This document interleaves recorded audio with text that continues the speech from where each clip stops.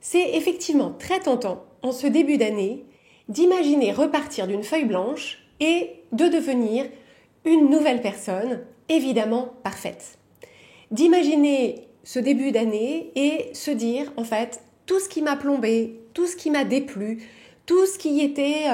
embêtant, tout ce sur quoi je me suis jugée l'année dernière, tout ça va disparaître de ma vie et je vais maintenant devenir une nouvelle personne qui ne fait aucune de ces choses, qui n'a aucun de ces problèmes, qui réagit toujours parfaitement, qui ne s'énerve jamais, qui est super bien organisée dans son travail, qui a une routine du matin avec du sport, avec de la méditation, etc., etc. Alors, tout ça, toutes ces envies de début d'année, répondent effectivement à une envie assez fondamentale et assez universelle de se rapprocher d'un idéal. En fait, on a tous et toutes dans notre tête une sorte de version idéale de nous-mêmes vers laquelle on a toujours envie de tendre. Alors au moment où je vous dis ça, c'est une bonne opportunité de faire pause et de vous poser la question, à la lumière de ces envies que vous avez de changement et de transformation en début d'année, qu'est-ce que ça vous dit de votre idéal de vous-même ? À la lumière de cette nouvelle personne que vous avez envie d'être, est-ce que vous pouvez prendre quelques instants pour définir qu'est-ce qu'elle a de différent de la personne que vous savez être aujourd'hui ? Parce que ça, on va s'en servir dans quelques instants. Donc intéressant à ce stade-là d'identifier quel est cet idéal de personne que vous pourriez être quand vous avez l'impression que cette nouvelle année vous donne la possibilité de devenir un nouveau vous. Donc on a cette idée de l'idéal qui répond à cette aspiration profonde d'être une personne parfaite. Néanmoins, cette façon d'aborder une nouvelle année en se disant qu'on va devenir une nouvelle personne, c'est une stratégie qui est 100% vouée à l'échec. Statistiquement.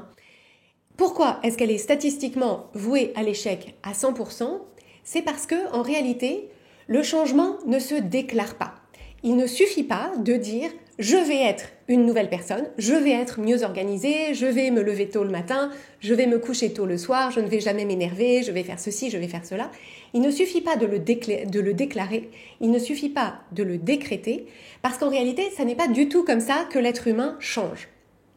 Pour un être humain qui veut changer, en réalité, le changement, ce n'est pas quelque chose qui se déclare, c'est quelque chose qui se construit. C'est quelque chose qui se construit avec des outils, les bons outils de préférence, et c'est quelque chose qui se construit avec de la persévérance et de la patience, ce qui sont des qualités que la plupart d'entre nous, alors surtout avec un mode de vie contemporain, des qualités qu'on a un petit peu du mal à mobiliser. Alors, pourquoi est-ce que le changement, c'est quelque chose qui se construit et non pas quelque chose qui se décrète? Eh bien, c'est parce que, en réalité, quand on veut changer, quand on veut devenir une nouvelle personne, une nouvelle version de soi-même, en fait, ce dont on parle, c'est de changer nos actions et nos réactions. En fait, ce qu'on se dit, c'est dans des situations identiques, j'aimerais agir différemment ou j'aimerais réagir différemment. Donc face à certaines situations dans ma vie professionnelle, dans mes relations, dans l'utilisation de mes ressources au quotidien, dans les mêmes situations, j'aimerais réagir différemment, répondre autre chose, dire autre chose, faire autre chose. Donc on veut changer nos actions, mais en réalité, toutes ces actions et toutes ces réactions ne viennent pas de nulle part. D'où est-ce qu'elles viennent ? Elles viennent d'un ensemble de pensées, d'un ensemble de croyances et beaucoup de pensées automatiques qui nous viennent à l'esprit dans telle ou telle situation. Et donc, en réalité, ce qui se passe, c'est que quand on se dit « Ok, à partir de maintenant, à partir de cette année, je vais devenir une personne qui fait telle chose ou qui ne fait plus telle autre chose, donc qui est mieux organisée dans mon travail, qui ne m'énerve pas, qui planifie sa semaine, qui fait du sport, etc. » En réalité, je peux changer temporairement mes actions avec la force de ma volonté et en étant vraiment au quotidien en me disant non mais ok, demain matin je me réveille tôt, demain matin je boucle ma journée avant de partir du bureau, demain en fin de journée je boucle ma journée avant de partir du bureau, je m'organise bien, je dis oui aux bonnes choses, je dis non aux mauvaises choses, etc. Donc je peux temporairement avec la force de ma volonté modifier mes actions, mais en réalité si je n'ai pas en amont changé l'origine de mes actions, c'est-à-dire mon système de pensée, les croyances que j'ai à mon sujet, sur les règles du jeu du monde, sur la façon dont le monde fonctionne, sur ce qui est possible pour moi, sur ce que veut dire telle ou telle chose qu'on me dit, etc. Si je n'ai pas changé tout ça en amont, en réalité, le naturel va revenir au galop. Alors, qu'est-ce que je veux dire par le naturel revient au galop? C'est que les mêmes raisons qui ont fait que l'année dernière, au bout de 3 fois d'être allé courir le samedi matin, j'ai abandonné, eh bien, ces mêmes raisons vont continuer vont se remanifester et au bout d'un moment, la force de ma volonté ne sera plus suffisante pour me forcer, en fait, me pousser à aller courir. Donc, en fait, il faut, en amont, changer notre système de pensée, changer nos pensées automatiques parce que sinon ce sont elles qui dirigent nos actions. Alors quand je dis le naturel revient au galop, je ne veux pas dire le naturel dans le sens vous êtes comme ça, c'est la personne que vous êtes quelqu'un qui ne fait pas de sport, vous êtes quelqu'un qui est colérique ou qui perd son calme, vous êtes quelqu'un qui est désorganisé et donc en fait désolé mais ça va être comme ça toute l'année qui vient, ce n'est pas ça que je dis. C'est en fait ce qui revient au galop, l'expression c'est le naturel revient au galop, mais ce qui revient au galop, ce sont toutes vos pensées qui initient des comportements en autopilote. Et ça, effectivement, ça va revenir si vous n'avez pas pris soin en amont de tout ça, d'identifier qu'est-ce qui a fait que l'année dernière, il y a certaines choses que vous avez faites, des comportements que vous avez eus, qui vous ont déplu, qui vous déçoivent de vous, qui ne vous conviennent pas. En fait, ce qu'il faut, c'est arriver à comprendre en amont pourquoi est-ce que vous êtes comme vous êtes, pourquoi est-ce que vous agissez par défaut de la façon dont vous agissez, pour pouvoir changer ce système de pensée, changer ces pensées automatiques, les remplacer d'abord par des pensées que vous allez choisir, pratiquer et qui deviendront elles aussi automatiques, pour qu'il en découle une nouvelle version de vous, effectivement, mais qui n'aura pas été décrétée, qui aura été construite peu à peu. Alors, il y a une chose que je voudrais vous préciser à ce sujet, une forme de mise en garde, c'est que, en fait, on est très attiré en tant qu'être humain et en particulier avec les médias auxquels on est exposé de nos jours, on est très attiré par cette idée de changement magique, instantané et spectaculaire. Il n'y a qu'à voir sur les réseaux sociaux, dans les images qui nous sont montrées à voir dans les médias, etc., à quel point on est hypnotisé par les avant-après, les espèces de les scènes qui sont filmées où d'un coup il y a comme une espèce de filtre qui se lève et voilà, on a un petit effet de paillettes ou de à la ma sorcière bien-aimée et d'un coup la maison qui était en désordre et vétuste devient un endroit super joli, etc. Donc vous pouvez voir d'ailleurs, il y a énormément d'émissions de télévision ou de contenus sur les réseaux sociaux qui sont autour de la transformation qu'on nous donne à voir comme si c'était quelque chose où il suffisait que la marraine de Cendrillon arrive et d'un coup de baguette magique, Cendrillon se transforme en princesse, elle a son carrosse, etc. Et en fait, ça c'est quelque chose auquel on est biberonné depuis qu'on est tout petit, à commencer par Cendrillon. Et en fait, c'est très problématique de continuer à nous présenter ces transformations magiques et totalement irréalistes parce que justement, elles sont irréalistes et que tant qu'on entretient cette attirance pour un changement, devenir une nouvelle personne en appuyant sur un bouton, en prenant une pilule, en achetant quelque chose,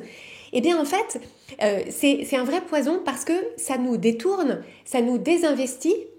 des vraies démarches qui nous permettrait d'obtenir ce résultat auquel on aspire, cette nouvelle version de nous qui serait mieux dans sa vie, qui serait mieux dans sa vie professionnelle, qui serait mieux dans ses relations, qui serait mieux avec elle-même. Parce qu'en fait, le résultat, il est effectivement possible, mais on nous ment sur le processus, on nous ment sur les étapes intermédiaires. Et en fait,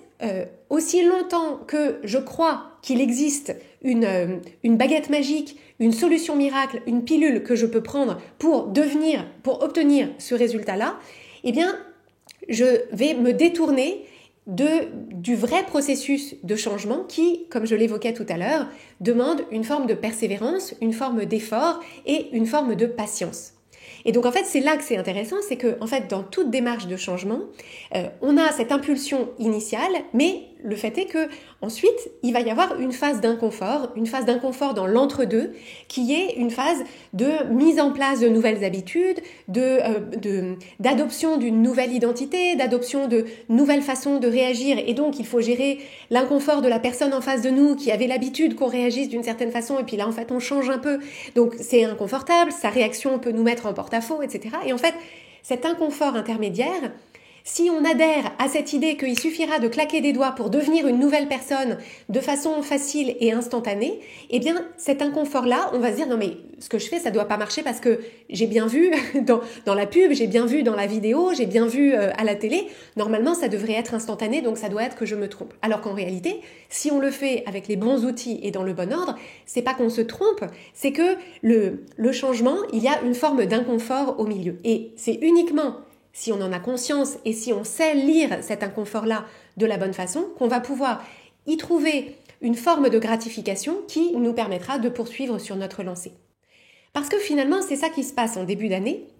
cette idée du nouvel an, nouveau mois. Moi, je ne vous propose pas de faire une croix là-dessus. Ce que je vous propose, c'est d'utiliser cette énergie de la nouvelle année, cette énergie, cette impulsion de changement qui surgit à l'aube d'une nouvelle année, pour en fait attraper au vol cette énergie de renouveau et de changement, pour qu'elle soit l'impulsion de la mise en mouvement, mais ne pas attendre que cette impulsion de mise en mouvement fasse le travail pour vous, en fait. L'idée, c'est de comprendre que c'est une première étape et que c'est merveilleux et formidable si vous êtes justement dans cette envie de changement et de renouveau de début d'année, mais d'être honnête avec vous-même pour votre propre intérêt et de vous dire ça va être l'impulsion, mais ma démarche de changement ne fait que commencer. Et donc, j'utilise ce nouvel an, nouveau mois, les envies que j'ai de changement, je vais m'en servir comme d'un cap et ensuite, je vais me donner les moyens de construire pas à pas, avec persévérance, avec patience et avec détermination, les changements qui vont m'emmener de là où je suis à ce vers quoi j'ai envie d'aller, la personne que j'ai envie d'être, les bonnes habitudes que j'ai envie de mettre en place, la qualité de vie que j'ai envie de construire, les changements que j'ai envie de conduire. Et donc, si ça vous intéresse de comprendre comment est-ce qu'on fait exactement pour conduire ces changements, on vous propose justement au mois de janvier, pour ouvrir l'année, on vous propose une édition spéciale de la semaine Change ma vie qui s'appelle Réenchanter votre vie en 2025. Pendant quelques jours, on va vous proposer une expérience pendant laquelle on va vous aider à réenchanter votre vie professionnelle, réenchanter vos relations et réenchanter votre relation avec vous-même. Donc pendant ces 3 jours, on va vous proposer un live par jour au cours duquel on va vous aider à voir de quelle façon est-ce que vous pouvez